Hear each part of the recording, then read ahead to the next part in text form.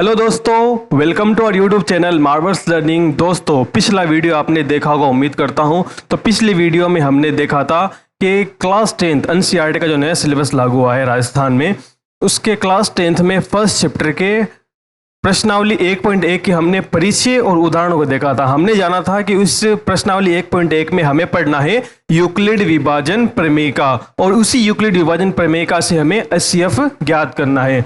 आज हम पढ़ने वाले हैं इसी चैप्टर वास्तविक, जो पहला चैप्टर है वास्तविक संख्या है, उसकी प्रश्नावली 1.1 के क्वेश्चन आंसर पढ़ने वाले हैं। दोस्तों, मैं आपसे रिक्वेस्ट करता हूं कि अगर आपने पिछली वीडियो नहीं देखी है तो पहले पिछली वीडियो देखें, उसका लिंक आपको डिस्क्रिप्शन में मिल जाएगा। तो पहले वो वीडियो देखें, फिर उसके बाद ये वीडियो देखें। तो आइए पहले उसको रिवाइंड कर लेते हैं। पिछले वीडियो में हमने क्या पढ़ा था? पिछले वीडियो में हमने पढ़ा था यूक्लिड विभाजन प्रमेयिका। यूक्लिड विभाजन प्रमेयिका क्या होती है? यूक्लिड विभाजन प्रमेयिका में हमने जाना था एक फॉर्मूला जिसमें था भाज्य बराबर भाजक गुणा भागफल प्लस शेषफल। ये फॉर्मूला होता है यूक्लिड विभाजन प्रमेयिका का। इसी फॉर्मूले से हम एचसीएफ ज्ञात करते हैं। अगर आपको रिमाइंड नहीं आ रहा, समझ में नहीं आ रहा, तो एक बार करके दिखा देता हूं मैं आपको। जैसे एक नंबर है 55, मान लो इसमें हमें भाग देना है 3 का, तो 3 का भाग 55 में दिया एक बार, 3 बचा 2, फिर उतारा 5, फिर 8 बार 24, बच गया 1। तो देखिए, जिस नंबर का भाग हम देते हैं, जिस नंबर का भाग दिया जाता है उसको बोलते हैं भाजक। जिस नंबर में भाग दिया जाता है उसको बोलते हैं भाज्य।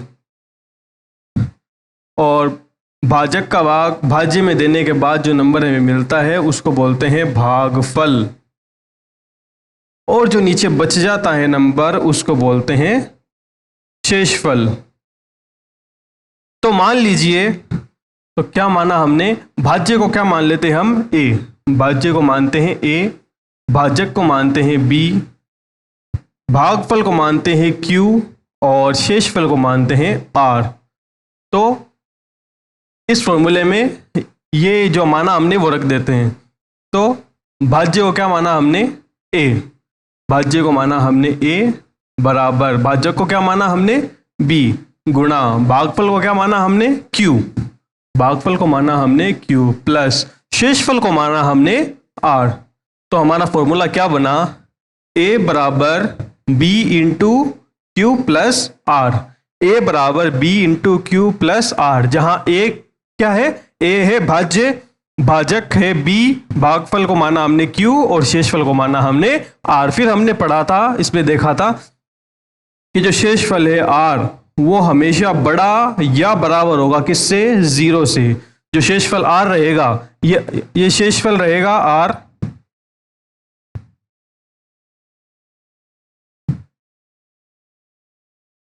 ये शेषफल आर जो रहेगा बड़ा या बराबर रहेगा 0 से। या तो 0 से बड़ा रहेगा या 0 के बराबर रहेगा, लेकिन छोटा रहेगा किससे? इस भाजक से। और भाजक को क्या माना हमने? बी।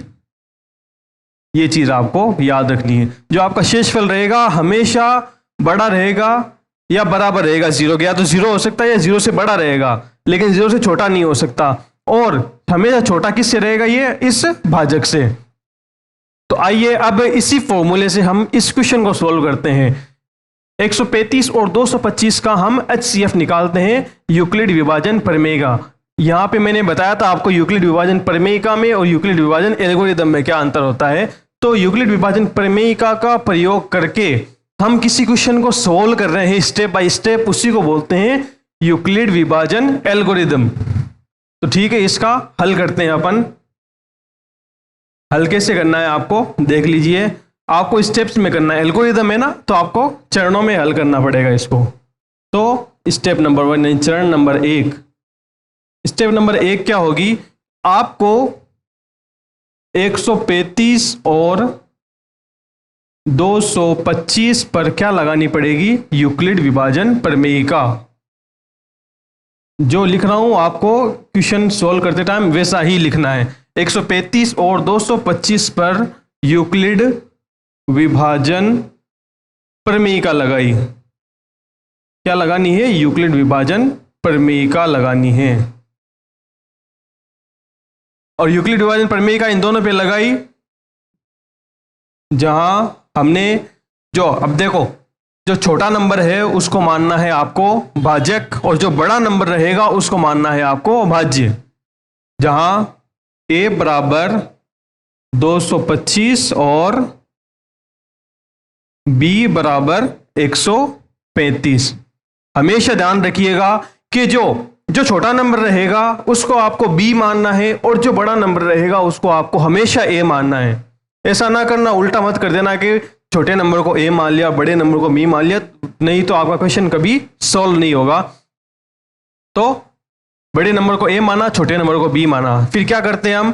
बड़े नंबर में छोटे नंबर का भाग देते हैं। बड़े नंबर में छोटे नंबर का भाग देके देखते हैं। अब तो बड़ा नंबर है हमारा 225, बड़ा नंबर है हमारा 225। 225 में 135 का भाग देते हैं। 225 में 135 का भाग कितनी बार जा रहा है? 225 में 135 का भाग जा रहा है एक बार, 135। बचा कितना? 90। तो देखिए, लिख देते हैं इसको इस फॉर्मेट में, जो हमने सॉल्व किया उसको इस फॉर्मेट में लिखते हैं। तो a क्या है आपका? 225 बराबर b कितना है? b माना हमने 135। ये दो चीजें थी हमारे पास। फिर हमें चाहिए था q। q क्या होता है? भागफल होता है। q होता है भागफल, और इसमें देखो भागफल कितना आया हमारा? भागफल आया 1। तो भागफल की जगह हमने यहां गुणा करके लिख दिया 1, प्लस फिर क्या आता है? r। r का मतलब शेषफल। शेषफल क्या निकला हमारा? शेषफल ये आया 90। तो हमने प्लस लगा के क्या लिख दिया? 90 लिख दिया। अब देखिए, अब इसके बाद आपको क्या करना है? यहां आपको देखना है आपका शेषफल कितना आ रहा है। आपका शेषफल क्या आ रहा है? हमें ये देखना है कि हमारा शेषफल 0 आया या नहीं आया। यहां पे देखो, ये शेषफल है आपका, क्या ये 0 के बराबर है? नहीं। तो इसको लिखेंगे शेषफल बराबर नहीं है किसके? 0 के। तो शेषफल 0 के बराबर नहीं है, इसका मतलब हमें एक चरण और आगे चलना है। तो चरण नंबर 2 आगे आता है। अब क्या करना है हमें? चरण नंबर 2 लेते हैं। यही यूक्लिड विभाजन प्रमेयिका लगाएंगे अब की बार किसके ऊपर? अब की बार a मानेंगे किसको? अब की बार a किसको मानेंगे? a। अब ये यूक्लिड विभाजन प्रमेयिका इस बार लगाएंगे इन दोनों नंबर के ऊपर, 135 और 90। 135 और 90 के ऊपर यूक्लिड विभाजन प्रमेयिका लगाएंगे। तो a मानेंगे बड़े वाले नंबर को। इन दोनों में से बड़ा नंबर कौन सा है? 135। तो 135 को मान लिया हमने a, और जो छोटा नंबर था उसको मान लिया हमने b। जो बड़ा नंबर था उसको मान लिया हमने a, और जो छोटा नंबर था उसको मान लिया हमने b। ये एक स्टेप हुई हमारी। ये दूसरी स्टेप शुरू। अब देखिए वापस वही यही फॉर्मूला इस पे अप्लाई करना है। तो देखिए, यहां पे हम बड़े नंबर में छोटे नंबर का भाग देते हैं। तो छोटा नंबर 90 और बड़ा नंबर 135। तो 90 का भाग हम 135 में देते हैं। 90 का भाग 135 में कितनी बार जा रहा है? एक बार जा रहा है शायद। 90 बचा कितना? 45। ठीक है, इसको भी अपन यूक्लिड विभाजन प्रमेयिका वाले इस फॉर्मेट के रूप में लिख देते हैं। जैसे a की वैल्यू क्या है हमारे पास? 135 बराबर b की वैल्यू कितनी है? a बराबर b है। तो a बराबर b कितना है आपका? 90। फिर आता है आपका गुणा, लगा दिया हमने। फिर है q का मतलब होता है भागफल। इसमें हमारा भागफल कितना आया? 1। हमने यहां गुणा करके लिख दिया 1। फिर प्लस r का मतलब शेषफल। शेषफल यहां पे इसमें कितना आया हमारा? 45। शेषफल आया आपका 45। तो देखिए, अब वापस वही जो यहां पे किया था, शेषफल क्या हमारा शेषफल 0 आया? जी नहीं, बिल्कुल 0 नहीं आया। हमारा शेषफल 0 नहीं आया। ये हमारी हुई दूसरी स्टेप। अब ये दूसरी स्टेप में भी हमारा शेषफल 0 नहीं आ पाया, तो हम चलेंगे एक स्टेप और आगे। एक स्टेप और आगे चलेंगे, चरण नंबर 3। चरण नंबर 3 में क्या करना है, फिर से वही बराबर के इस साइड में जो 2 नंबर दिख रहे हैं आपको, पहला वाला जो आपने इसको b माना था और r माना था, उस जो b था उसको इस बार a मान लेंगे और जो r था उसको मान लेंगे b। इन दोनों नंबर्स को ही लेना है, ये यहाँ आया और ये इसको ये मान लिया। अब इन दोनों नंबर पे भी वापस यूक्लिड विभाजन प्रमेय का ही लगानी है हमें। तो नंबर क्या क्या है हमारा, बड़ा नंबर 90, छोटा नंबर 45। तो क्या करेंगे, बड़े नंबर में छोटे नंबर का भाग देंगे। ये बड़ा नंबर 90, छोटा नंबर 45। तो 45 में 90 का भाग दिया हमने, 45 में 90 का भाग कितनी बार जा रहा है, 2 बार। 45, शेषफल कितना बचा, 0। तो देखिए उसको हम लिख देते हैं यूक्लिड विभाजन प्रमेय के फॉर्म में। तो a का मान कितना है, 90, बराबर b का मान कितना है, a बराबर b है ना, तो a का मान लिखा हमने 90, बराबर b का मान कितना है हमारा 45, इंटू q यानी भागफल, भागफल कितना है हमारा 2, तो भागफल की जगह हमने लिखा 2, प्लस r है शेषफल, शेषफल कितना आ रहा है हमारा 0, शेषफल बराबर 0 लिख दिया हमने। अब देखो यहां पे हमारा शेषफल क्या आ गया, 0, शेषफल बराबर 0। तो अब देखिए जैसे ही आपका शेषफल 0 आता है, जैसे ही आपका शेषफल 0 आता है, अब उससे आगे हमें कुछ भी नहीं करना। जिस स्टेप के अंदर, जिस भी स्टेप के अंदर आपका शेषफल 0 आ जाए, उस स्टेप के आगे आपको नहीं बढ़ना, वही आपकी लास्ट स्टेप रहेगी। ये आपको इसके नीचे लिखना है जो मैं साइड में लिख रहा हूं। तो जिस स्टेप के अंदर आपका शेषफल 0 आ जाए वही आपकी लास्ट स्टेप रहेगी। अब उसमें क्या करना है, आपको लिखना है HCF। कौन कौन से 2 नंबर का HCF पूछा गया था आपको, 135 और 225। तो आपको लिखना है HCF 135, 225 बराबर आपका HCF ढूंढा जा चुका है। तो जो आपकी लास्ट स्टेप रहेगी, यानी जिस स्टेप में शेषफल 0 आ गया, उस स्टेप का जो भाजक रहेगा, उस स्टेप का जो भाजक रहेगा, अंतिम स्टेप जो रहेगी आपकी, उस स्टेप का जो भाजक रहेगा वही आपका HCF रहेगा। जिस स्टेप में शेषफल 0 आ जाए, उस स्टेप का जो भाजक रहेगा वही आपका क्या रहेगा, HCF रहेगा। ये इसका आंसर हो गया। यानी 135 और 225 का HCF कितना आया आपके, 45। आप इस वीडियो को पोस्ट करके स्क्रीनशॉट ले सकते हैं।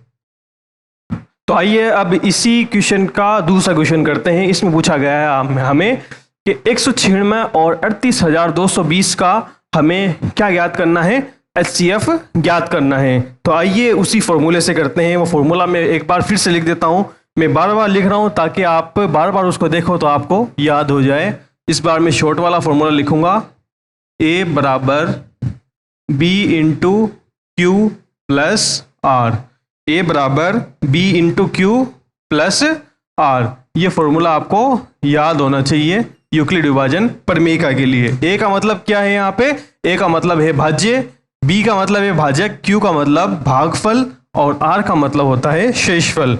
तो सबसे पहली स्टेप क्या करनी है हमें, चरण नंबर 1, चरण नंबर 1 वही जो पिछले क्वेश्चन में किया था, ये लिखना है 196 और 38,220 पर क्या लगाना है हमें, इन दोनों नंबर्स के ऊपर क्या लगाना है हमें, यूक्लिड विभाजन प्रमेयिका। इन दोनों नंबर्स पे हमें यूक्लिड विभाजन प्रमेयिका लगानी है, लगाई। ठीक है, यूक्लिड विभाजन प्रमेयिका लगाने का मतलब क्या है, जो आपका बड़ा नंबर है उसको आपको क्या मानना है, ए। जो बड़ा नंबर है आपका उसको मानना है ए। इन दोनों में बड़ा नंबर है 38,220, इसको मान लिया हमने ए, और जो छोटा नंबर है उसको माना हमने बी। ठीक है, तो अब इसको लिखना है हमें यूक्लिड विभाजन प्रमेयिका के रूप में। तो देखो भाग करके देखते हैं, भाग करते हैं। बड़ा नंबर जो है 38,220, इसमें भाग देते हैं 196 196 का। ठीक है, 38,220 में 196 का भाग दिया, 196 का भाग इसमें दिया एक बार, 196, 12 में 6 गया 6, 17 में से 9 गया 8 और 1, 186, फिर बचा 2। अब देखिए 196 का भाग 1862 में देना है। 196 का भाग 1862 में हमें पता है कि 196 को अगर हम 10 से गुणा करें तो आता है 1960। तो 1960 इससे बड़ा हो गया, तो अपन 9 बार लेके देखते हैं, 9 का भाग लगा के देखते हैं। तो 9 छिके 54, हासिल 5, 9 में 81, 81 और 5 86, हासिल 8 और 9 एकम 9, 9 8 17। ठीक है, तो 196 का भाग 9 बार गया तो 1764 आया। 12 में से 4 गए 8, 15 में से 6 गए, 11 में से 6 गए, 15 में से 6 गए 9। ठीक, फिर हमने उतारा 0। अब ये 5 बार जा रहा है, 5 29, हासिल 3, 5 9 45 और 3 48 का 8, हासिल 4, 5 एकम 5 और 4 9। ये देखिए पे अब इसको लिख देते हैं इस फॉर्म के अंदर। ए है आपका, ए की जगह हमने लिखा 38,220 बराबर बी कितना है आपका, बी माना हमने 196 गुणा क्यू। क्यू क्या होता है, भागफल होता है। भागफल कितना आ रहा है हमारा 195, 195 लिखा हमने, प्लस आर, आर का मतलब शेषफल, शेषफल कितना आया 0। तो मैंने पिछले क्वेश्चन में आपको बताया था कि जिस भी चरण के अंदर आपका शेषफल क्या आ जाए, 0 आ जाए, शेषफल क्या आ गया 0 आ गया। तो शेषफल जिस भी चरण में 0 आ जाए वही आपके लास्ट चरण हो गया। आप ये सोचने मत लग जाना कि ये तो पहली स्टेप है, ये भी हो सकता है कि पहली स्टेप ही आखिरी स्टेप हो आपकी। पहली स्टेप में अगर शेषफल 0 आ गया तो वही आखिरी स्टेप है। अब इसको हमें आगे सॉल्व नहीं करना, हमें हमारा HCF मिल चुका है। तो HCF कौन कौन से 2 नंबर का, 196 और 38,220, इन दोनों नंबर का HCF कितना निकला। HCF क्या होता है, जो आखिरी चरण होता है, यानी जिसमें शेषफल 0 आ जाता है उसी चरण का जो भाजक होता है वही आपका HCF होता है। यानी इन दोनों नंबर का HCF कितना हुआ 196। तो ये आपका पहले क्वेश्चन का दूसरा क्वेश्चन हुआ सॉल्व। यही आपका HCF है, आप इसका स्क्रीनशॉट ले सकते हैं। अब इसी क्वेश्चन का तीसरा क्वेश्चन देखते हैं। हमें अब इस बार HCF फाइंड करना है 867 और 255 का। वही फॉर्मूला लिखता हूं मैं वापस आपके सामने, A बराबर B into q plus r, A बराबर B into q plus r. A का मतलब है भाज्य, B का मतलब भाजक, Q का मतलब भागफल और R का मतलब है शेषफल। ठीक है, तो इसके ऊपर हम यूक्लिड विभाजन प्रमेय का लगा के इसको सोल्व करते हैं। तो चरण नंबर 1 आप सबको पता चल गया। आप क्या लिखना है, हमें इन दोनों नंबर के ऊपर क्या लगाना है, हमें यूक्लिड विभाजन प्रमेय का लगानी है। तो 867 और 255 पर क्या लगाई हमने, यूक्लिड विभाजन प्रमेयिका लगाई।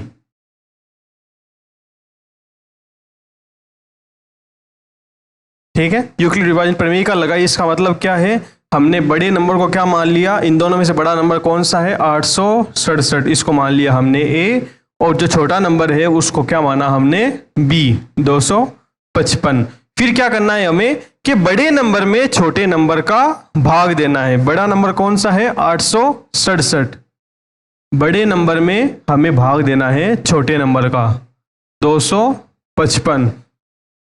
तो 255 का भाग 867 में कितनी बार जा रहा है, तकरीबन 3 बार।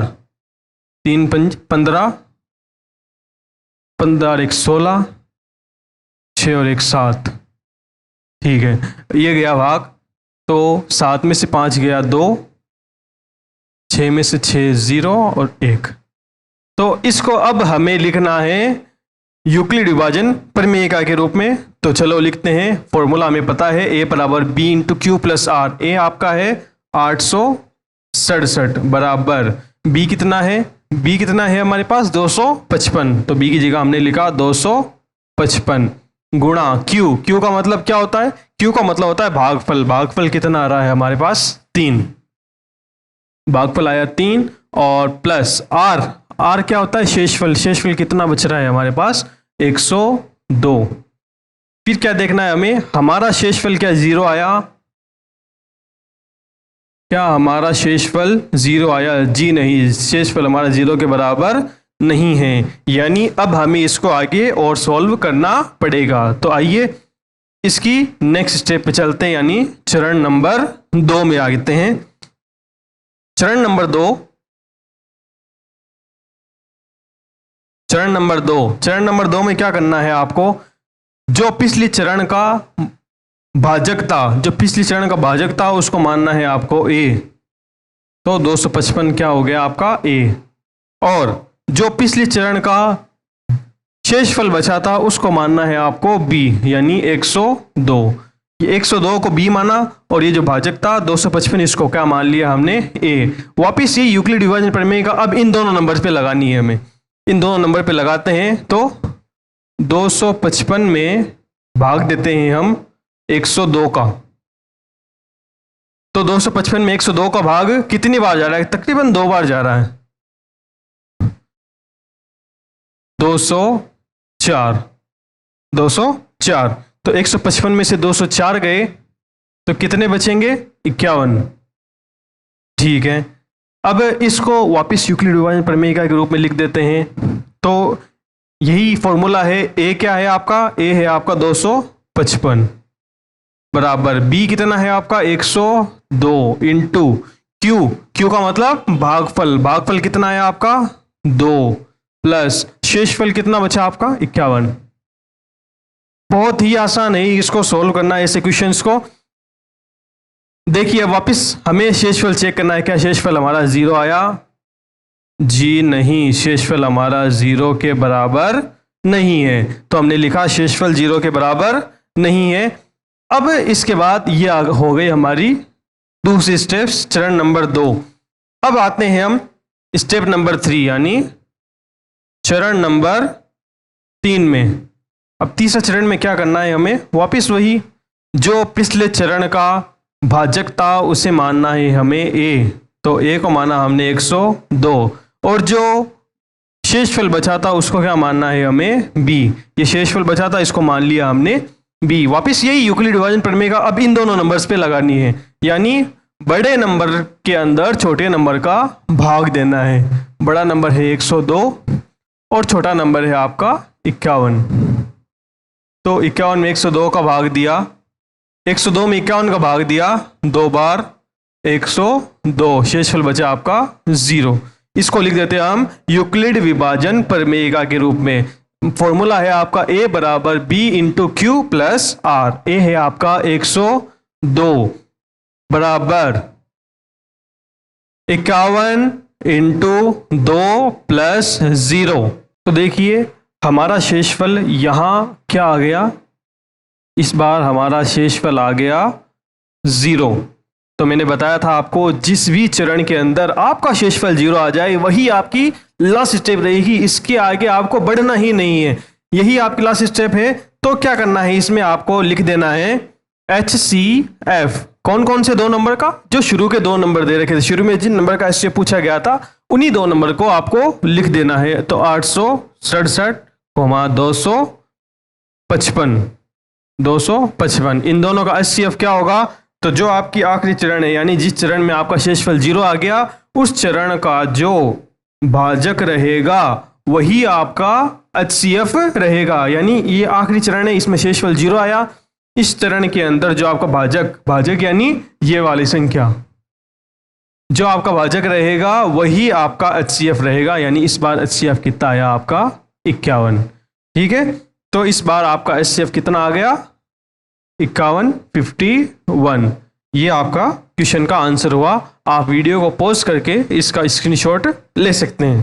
तो आइए अब देखते हैं क्वेश्चन नंबर 2। क्वेश्चन नंबर 2 क्या कह रहा है कि कोई भी धनात्मक विषम पूर्णांक 6q+1 या 6q+3 या 6q+5 के रूप में होता है। 6q+1, 6q+3 और 6q+5 के रूप में होता है, जहां q कोई पूर्णांक है। q क्या है? कोई भी पूर्णांक है। तो आइए इसको सोल्व करते हैं।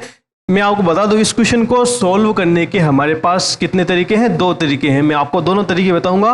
आप दोनों तरीके में से कोई सा भी तरीका लगा के सोल्व कर सकते हैं जो आपको अच्छा लगे। तो पहला तरीका है आपका विधि नंबर 1। विधि नंबर 1 क्या कहती है?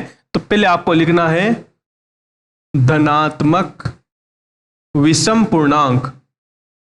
धनात्मक विषम पूर्णांक। अब धनात्मक विषम पूर्णांक कौन कौन से होते हैं ये आपको पता ही है। धनात्मक विषम पूर्णांक होते हैं 1, 3, 5, 7, 9, 11, 13, 15, 17 और बहुत सारे चलते रहते हैं। अब पहली विधि में क्या करना है? हमें इस सभी नंबर को इन सभी रूपों में दर्शाना है। इन सभी रूपों में दर्शाना है। तो देखो, इन सभी के अंदर हम 6 का भाग देते हैं। यानी सबसे पहले 1 में 6 का भाग दिया हमने। 6 का भाग 1 में कितनी बार जाता है? 6 का भाग 1 में 0 बार जाता है। 0 आता है और बचता है कितना? 1। इसी तरीके से अब 3 में देते हैं। 6 का भाग दिया इस बार हमने 3 के अंदर। 6 का भाग हमने 3 में दिया, तो 6 का भाग 3 में दिया 0 बार। 0 आया, बच गया कितना हमारा? 3। इस बार 6 का भाग देते हैं हम 5 में। 6 का भाग दिया 5 में, फिर वापस 0 बार गया, 0 आया और बच गया कितना हमारे पास? 5। और अब 6 का भाग इस बार 7 में देते हैं। 6 का भाग दिया हमने 7 में, कितनी बार गया? 1 बार, 6 और बचा कितना हमारे पास? 1। 9 में देते हैं 6 का भाग। 6 का भाग 9 में दिया। देखिए सभी विषम संख्याएं, 1, 3, 5, 7, 9 सभी विषम संख्याएं हैं। 1 बार गया, 6 बचा हमारे पास 3। 6 का भाग 11 में दिया। 1 बार गया, 6 बचा कितना? 5। और देख लेते हैं। इस बार 6 का भाग दिया हमने 13 में। 2 बार गया, 12 आया और बच गया कितना? 1। 6 का भाग 2 बार बोला, 12 और बच गया हमारे पास 1। अब की बार 6 का भाग देखते हैं 15 में। 2 बार गया, 12 आया और बच गया हमारे पास 3। इस बार 6 का भाग देखते हैं 17 में। 2 बार गया, 12 और बच गया हमारे पास 5। तो देखा आपने कि 6 का भाग हमने अभी और भी बहुत सारे नंबर में भाग देते जाएंगे तो हमारे पास ये फॉर्मेट आते जाएंगे। तो देखा आपने, हमने 6 का भाग दिया 1 में, फिर 3 में, फिर 5 में, कि हर एक 3 संख्या के बाद हमारा ये फॉर्मेट जो रिपीट हो रहा है, रिमाइंडर 0 जो हमारा शेषफल है वो रिपीट हो रहा है। देखिए कि 3 संख्याओं बाद वापस रिमाइंडर 1 आने लग गया, शेषफल 1 आने लग गया। या देखो 3 संख्याओं बाद वापस शेषफल 3 आने लग गया, यहाँ पे 3 संख्याओं बाद वापस शेषफल 5 आने लग गया। यानी ये रिपीट होने लग रहा है बार बार।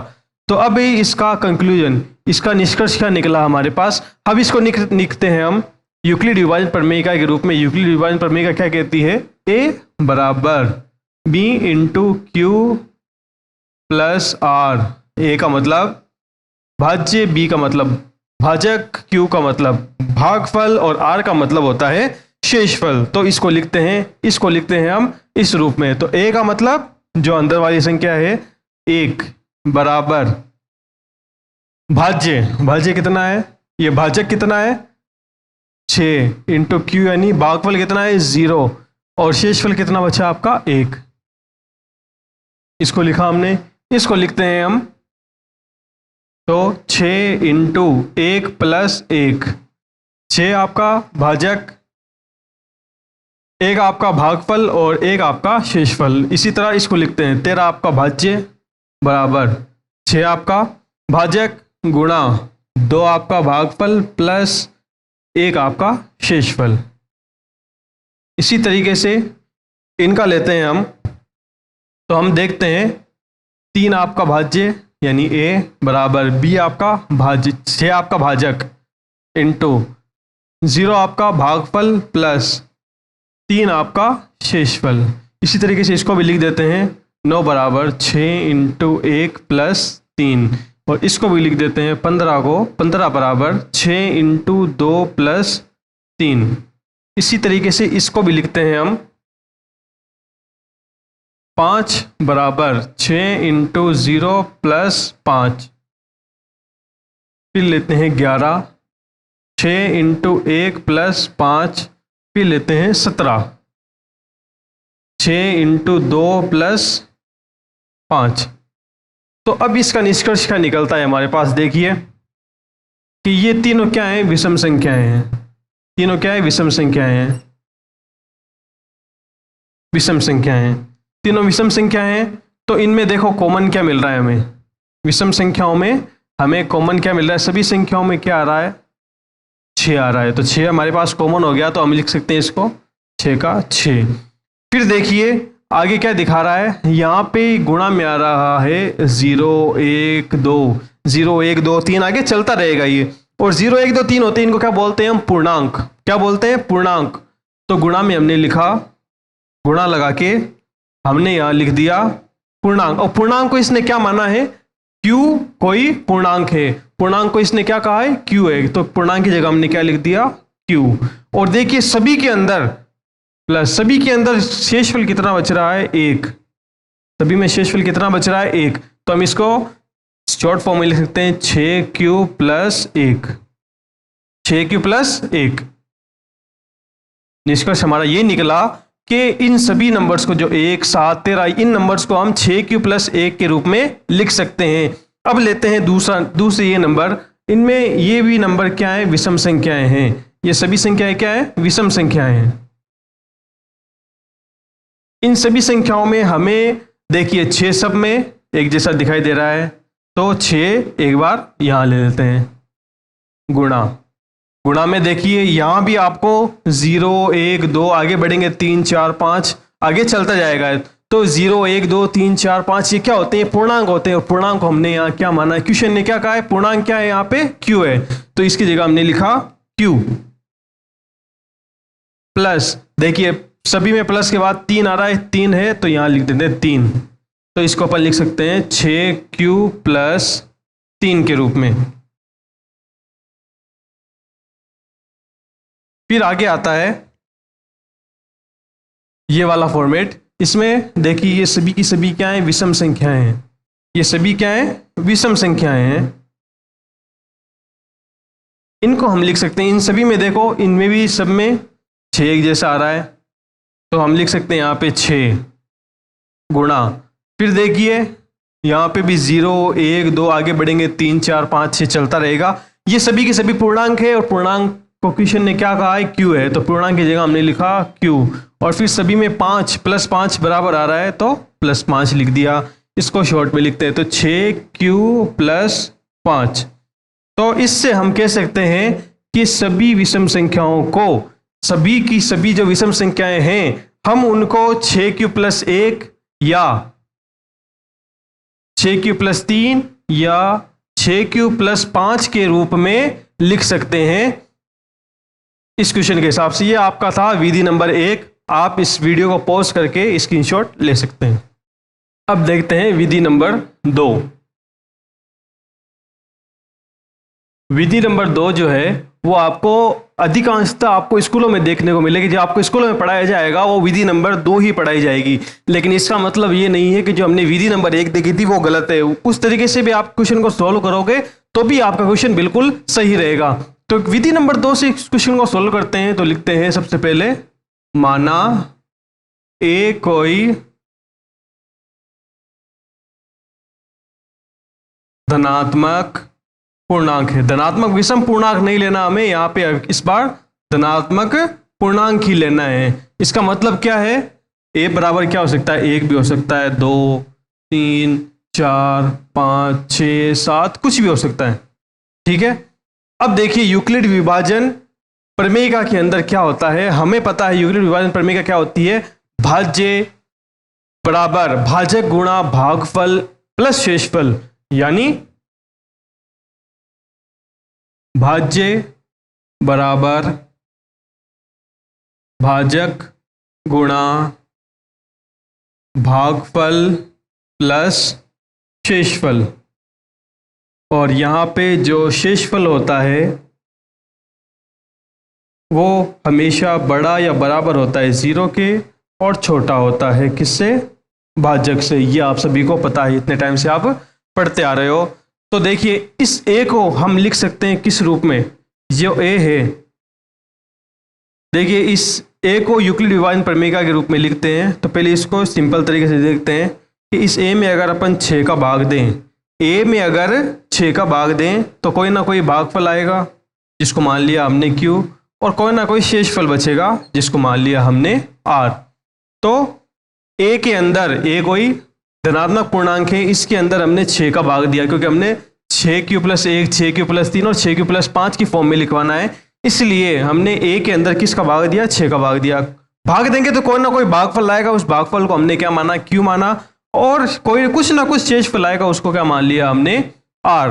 तो अब देखिए इसको हम यूक्लिड डिवाइन प्रमेयिका के रूप में कैसे लिखें? तो क्या क्या लिख सकते हैं इसको? अब देखिए R क्या होता है? R का मतलब शेषफल। अब शेषफल क्या क्या हो सकता है इसका?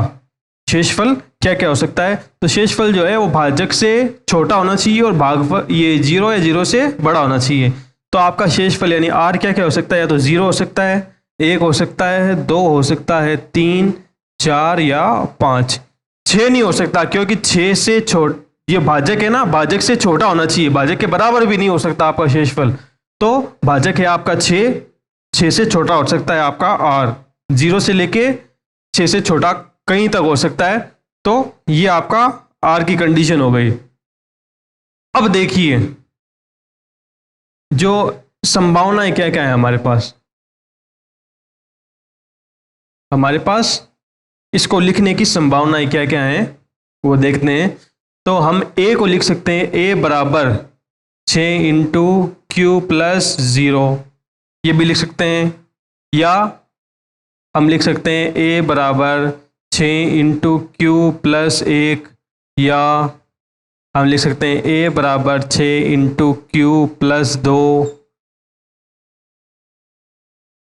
या हम लिख सकते हैं A बराबर 6 × Q + 3, या A बराबर 6 × Q + 4, या A बराबर 6 × Q + 5। ये सभी संभावनाएं हैं इसकी, इस नंबर को, इस A को लिखने की संभावना ये सभी हैं यूक्लिड डिवाइन प्रमेयिका के रूप में। तो देखिए 6 × Q + 0, तो +0 लगाने का कोई मतलब नहीं है, तो अपन लिख सकते हैं इसको 6Q। ठीक है। फिर इसमें देखिए, इसमें हमें कॉमन क्या दिख रहा है दोनों में? इसको पहले लिखता हूं मैं 6Q + 2। अब देखिए दोनों में कॉमन क्या आ रहा है? इसमें कॉमन मिल रहा है हमें 2, तो इसको लिख सकते हैं 3Q + 1। ठीक है, ये ध्यान रखिएगा। अभी आगे बताते हैं इनका क्या करना है। इसमें देखिए ये इसको लिख सकते हैं अपन 6Q + 3। ये देखिए इसमें इसको अपन लिखे 6Q + 4। आगे आगे सोल्व करें और तो 2 कॉमन आ रहा है सब में से, तो 2 × 3Q + 2, और इसको हम लिख सकते हैं 6Q + 5। ये सब मैंने अलग अलग क्यों लिखे ये ध्यान रखिए। अभी बताता हूं इसको हम लिख सकते हैं 6Q। तो देखिए जो बॉक्स में बंद किए मैंने जो नंबर मैंने बॉक्स में बंद किए वो सभी सम संख्याएं हैं, विषम संख्याएं नहीं है। इसने पूछा है विषम संख्या। अब सम संख्याएं कैसे है पता कैसे चलेगा हमें? तो सम संख्याएं कौन सी होती है? जिनमें 2 का भाग पूरा पूरा चला जाता है। तो देखिए 2 से ये 6 कट रहा है, 3 बार पूरा पूरा जा रहा है, तो ये क्या हुई? सम संख्या हुई। तो ये सम संख्या हमें नहीं लेनी। इसके बाद ये 2 ब्रैकेट में 3Q + 1, इसमें 2 का भाग दिया हमने। देखते हैं 2 का भाग पूरा जाता है या नहीं जाता। अगर पूरा चला जाता है तो ये सम संख्या है, तो 2 का भाग 2 में पूरा बार चला गया। इसका मतलब ये भी क्या है, एक सम संख्या है। 2 का भाग पूरा पूरा जा रहा है, इसलिए हमें ये संख्या भी नहीं लेनी है। अब देखते हैं ये संख्या, इसमें भी देखो 2 से 2 कट जाएगा, पूरा पूरा भाग जा रहा है, इसलिए ये संख्या भी हमें नहीं लेनी। तो हमारे पास बची कौन कौन सी संख्या, एक तो ये 6q प्लस 1, इसको लिख देते हैं अपन 6q प्लस 1।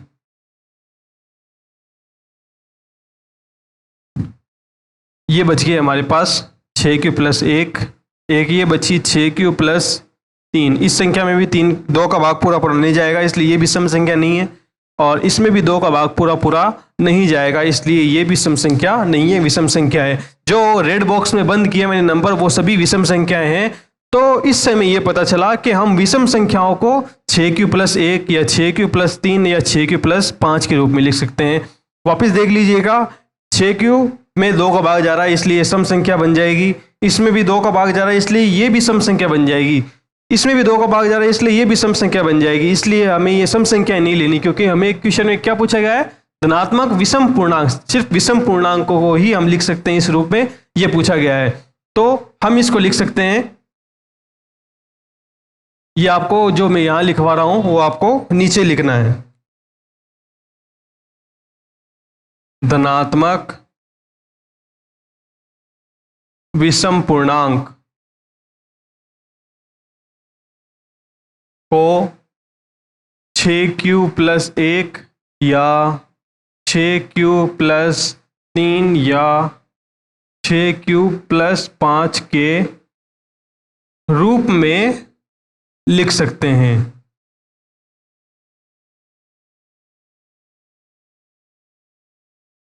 ये आपको लास्ट में लिखना है, ये चीज़ आपको लास्ट में लिखनी है। ये आपका दूसरा तरीका था, इससे आपको ये प्रूव करवा सकते हो आप कि किसी भी धनात्मक विषम पूर्णांक को 6q प्लस 1, 6q प्लस 3 और 6q प्लस 5 के रूप में हम लिख सकते हैं। आप वीडियो को पॉज करके इसका स्क्रीनशॉट ले सकते हैं।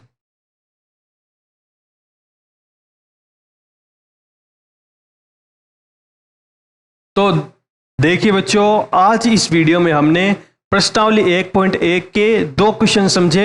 इन क्वेश्चन को आप प्रैक्टिस कीजिएगा, प्रैक्टिस करने से आपको बहुत आसानी से ये क्वेश्चन समझ में आ सकते हैं। ज़्यादा कोई मुश्किल क्वेश्चन नहीं है ये। और अगर आपने हमारी पिछली वीडियो नहीं देखी है तो एक बार वो ज़रूर देख लीजिएगा, क्योंकि इसमें उस वीडियो के अंदर हमने यूक्लिड विभाजन प्रमेय का क्या है वो पूरा तरीके से समझाया है, और किसी भी नंबर का HCF कैसे निकालते हैं शुरू से वो पूरा समझाया गया है। तो पहले वो वीडियो देखें, उसके बाद ये वीडियो देखें, ताकि आपको समझने में आसानी रहे। Thank you.